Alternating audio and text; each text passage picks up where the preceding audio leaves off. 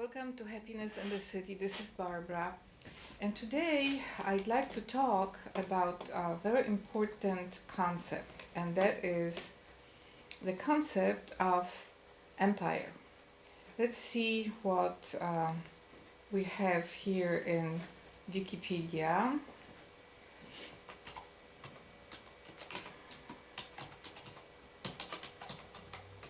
On that concept. Okay, here it is. And let's start with this definition, but I'll go to dictionary terms as well. The reason I want to clarify many of the political terms defining the nature of political governments is because today we use the term globalism. And there is a lot of confusion over that term, globalism, what it really is. And there is a justification of a lot of concern because the term globalism, by definition, is a form of confusion. Because the earth is made up of many countries, many regions, has complicated history, and suddenly we have globalism, and all kinds of things are justified by that concept as a legitimate way to extract resources and life from different regions.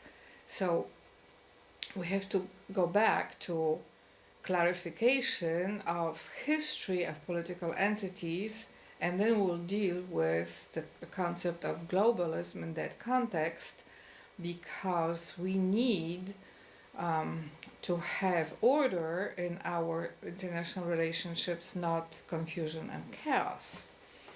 Like the concept of globalism is used to transfer huge treasuries from one country to another country.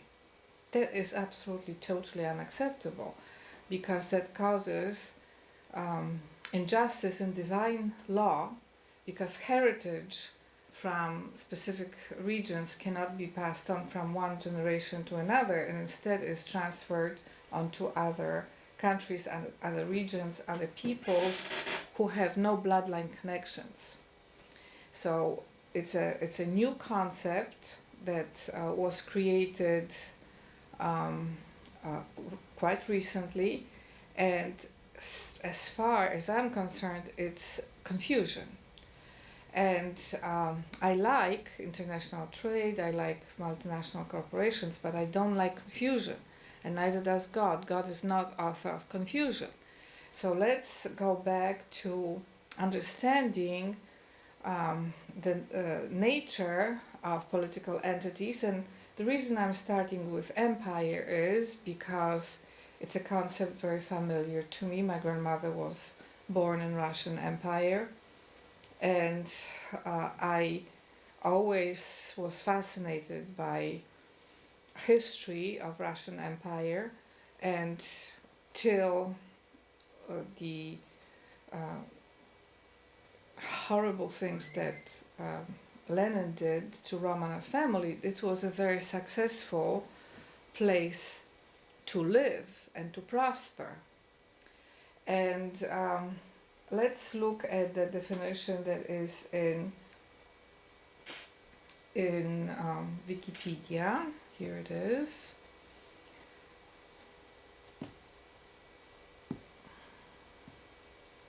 Okay.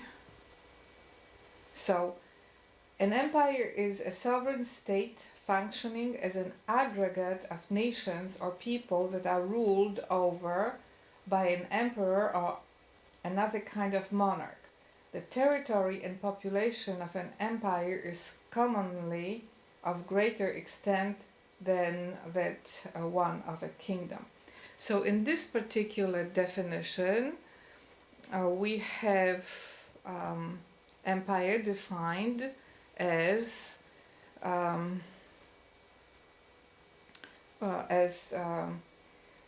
an aggregate of nations. So it's not just one nation, it's many nations. And it has one unifying authority. But that unifying authority does not deny the nations, but creates measures that would satisfy all nations within a context of an empire. So, how is this different from globalism? Empire is made up of many nations and recognizes those nations and recognizes that all of those nations need the right measure of resources, money, applications of justice, applications of tranquility. Versus globalism doesn't care about nations. Globalism just wants to shift all the resources all over the world without any consideration to long-term needs and traditions of particular nations. So in this particular way, it wipes out identities of all nations. So obviously, the application of the concept of empire is far superior to the concept of globalism. We'll be dealing a lot with the concept of globalism because we do have wonderful international connections throughout the world, but it is unacceptable to have a situation in which treasures of many nations are transferred onto nations that have no connection to that treasure.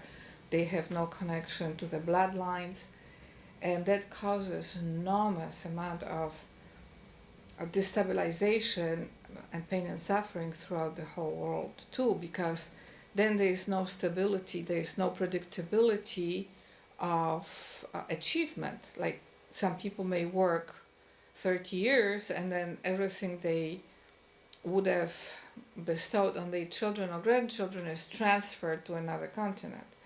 So that creates rage, not only among people, but God is very angry about that too, because many of those nations that are skimmed of their resources have prayed to God for hundreds of years, thousands of years. So most of those resources are actually property of God that He shares with His people.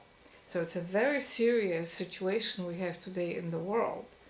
And when you look at media, there's no real intelligent conversation about that. There's, in fact, a certain level of dumbness on that question. And then, when a problem comes to the surface, some people deal with this by destroying certain connections, which is not good, because human work is in many ways sacred, because it creates connection of a person to life. The Bible teaches very clearly those who are able bodies should work in order to eat. So this is something that God commands, and to have a situation in which fruits of labor of whole generations of people is ignored, and the fruits are transferred onto other places that didn't put that labor in, creates literally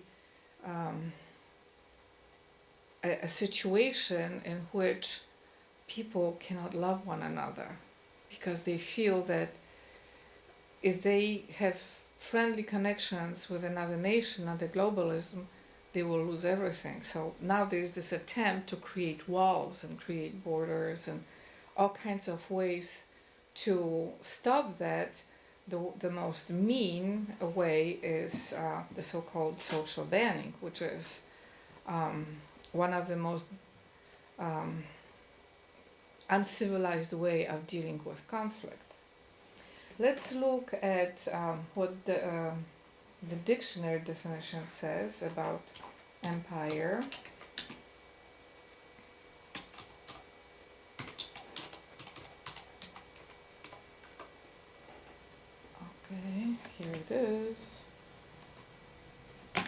let's see. Okay.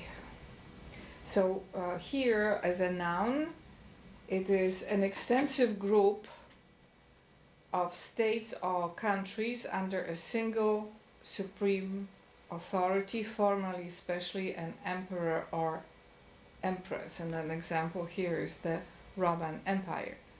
So it is an extensive group of states or countries under a single supreme authority, and traditionally empire is under single authority. However, it's always a human being. It's not a council, it's not an entity, it's not even a constitution or a group of lawyers or courts. It's one person, and traditionally that person would be responsible to God for his or her decision making. So that creates a human connection to authority and human connection to ways of unifying diverse states or countries. So under empire, countries and the states have their own place and are given the right measure of what is appropriate for them, what is right for them. And the person who oversees this is a human being, emperor or empress, who has a crown and authority from God. Frankly, if there is somebody who wants to be an emperor and empress and doesn't have authority from God, they will not be able to do that kind of job because their hearts would just break. That kind of supreme authority requires connection to divine heart, and we have that understanding in Christianity that Jesus Christ of Nazareth is the King. So we can connect to Jesus Christ the King in order to have life and connection required to have human supreme authority. And this is something very important. Human supreme authority versus laws. That conflict between human authority and laws has been with us from the beginning of political life, political arrangements. If a country has authority that is not human, if all the things are decided by a body of laws or some sort of measure disconnected from the heart, from human life, then we have a situation in which the whole country is under demonic possession, because that kind of authority is against the will of God, because God is life, is love, and is truth and the way. But if there is any authority without life, by definition, it's in violation of divine law. So it's something that we have to be knowledgeable about in order to solve a lot of problems that have been happening throughout the world these days. And a lot of those problems, frankly, is expression of God's anger at mankind, who ignores his political authority and replaces it with those depersonalized ways, heartless ways, loveless ways, in which the dignity of human life is totally ignored. So we may talk from the morning to the night about remedies to global warming, but if God is not satisfied in us recognizing his authority over the world, then it's all empty talk. Nothing will change. In fact, God will even be more angry. So I would recommend that we will be very careful about using globalism without consideration to the nature of individual countries and nations, and without any consideration to need of human authority. By human authority I mean living human being in authority. Globalism doesn't have that. Globalism is this floating energy that just is focusing on resources and money and blood of nations, and then applies them in order to multiply those resources, but it doesn't have any heart. An empire has a heart, because an empire has an empress or emperor that is a human being with a heart and connection to the heart of God. So this is very different. And one of the problems of contemporary politics is that heartless, mindless globalism that simply doesn't care about destiny of nations, doesn't care about feelings of nations towards each other, doesn't care about destiny in divine light, just wants this quick multiplication of resources, and then wants to have the liberty to transfer wealth freely all over the world without any consideration to the nature of that wealth in terms of the heritage. So that is something that will not be successful, because it doesn't have that personhood that would connect globalism to God and then create heart-to-heart communication between the authority and countries and nations. So I think that the second best authority is the concept of empire, and we should really look at it seriously, how to apply it to modern times.